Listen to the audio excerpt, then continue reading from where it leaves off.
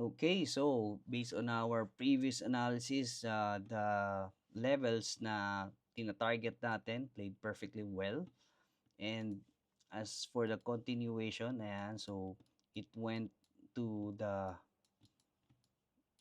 support area na tinarget natin, no? So why is it like that? And so this one is a previous resistance, and 1, 2, 3, 4, 5, and ayan, nabasag siya and it became strong support, no? So nung nagkaroon ng major movement up, yan, yun din yung binagsakan nito. And as you can see, although kahit na binasag siya ng malaki, no, dito, dun pa rin talaga siya bumagsak ko, yung body niya nandun, and there's a green candle here. And by the way, we were able to time this one, itong very quick bounce na yan, no? So we were here at 4103. Yan. So we were able to time this. Yan. So all you need to do is find those levels, no, where you think, and it's more like a zone, not a certain level, no, a specific level. So we were here for one, and it went up to 4-4. Very quick bounce, very volatile bounce kasi it's a $400 move, no? So tingnan natin ilang percent na ba si gold. 2% down pa rin siya, no? Kanina 5%, 6% na yata yan. And it went up. So we were there.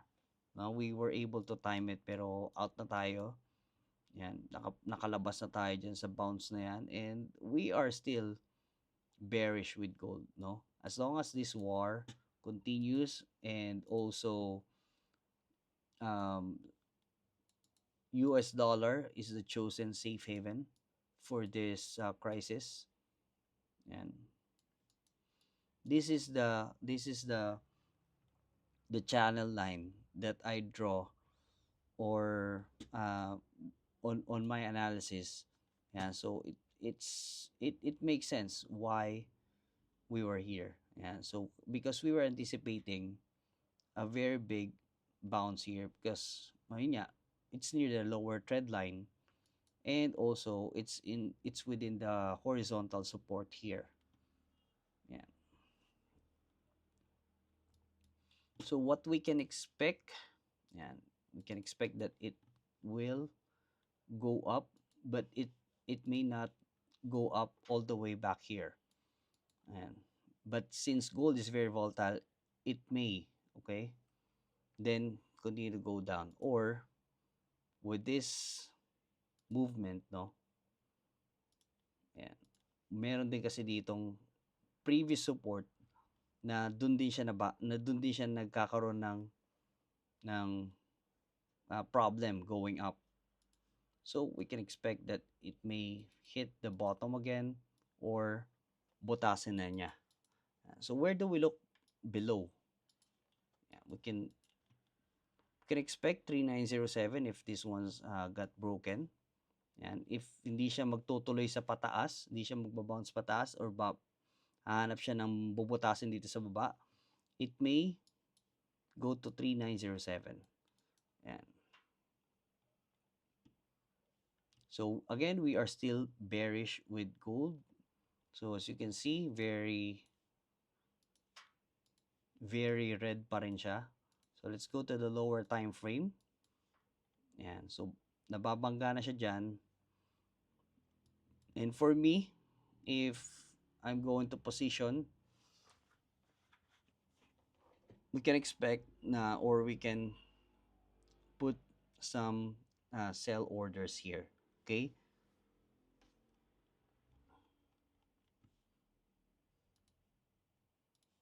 So just like this, we can put our stop loss here, target this one or below.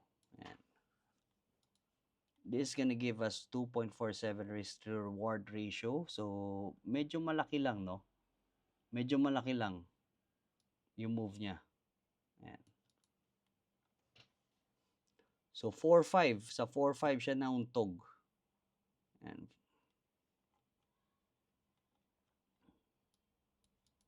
Okay, so this is the move na na-capture natin, but this is from my personal trade. I was not able to signal this to the group. And okay, so this is our take. We're still looking for a downside movement.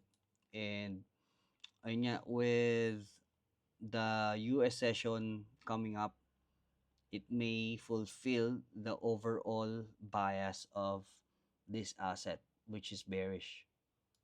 Okay, so we were here when we gave the signal that it's going to go down to at least 4288. Yeah, so from 52 to 4288, it's a very big move now, and we are still following this. Okay, so there's a big move here. It could go up. Pwede niya rin naman butasin yan, and pag nabutas niyan, look for some levels, no? Huwag naman diretso agad dito sa taas. And look for some levels. Yan. Then here. Yan. So possible niyan, kung mabasag niyan, ganyan siya. Yan. Before it goes down. Yan. Okay? So again, once since hindi pa nga tapos itong war na to, oil is still a factor, big factor. Yan, because of inflation. And with inflation, interest rates are kept yan, same level, same rates, and like with the Federal Reserve, 3.75 previously, and still it was kept at 3.75. And that's the reason why investors, traders are going into US dollar because of the high interest rate. So they may still keep it, or pwede pa nilang taasan yun, no? Due to inflation fears. So kasi pag binaba mo yung inflation, there's a lot of borrowings, and it's gonna create a virtual money supply, and it's gonna give us inflation. So that's the reason why they kept the inflation at the same level. Yan, para mabawasan yung borrowings and the money supply, no? And with that, again, US dollar is a chosen safe haven for this crisis, and that's the reason why gold is going down. But once this crisis was solved, ayan, pwede tayong magkaroon ng malaking move up upside, no? So Donald Trump was pushing for the lower interest rates, yan, para for the expansion of US. And pag natapos nga itong crisis na to, this gold can just go back to normal, no? It could fly again. And that's it, guys, for our outlook with gold. So if you want to have the trading signals for free, I highly invite you to our Telegram community. So nandiyan lang yung link niya sa bio natin. And also we have trade ideas, webinars, and coaching sessions, all for free. So take advantage of that, and I hope to see you there.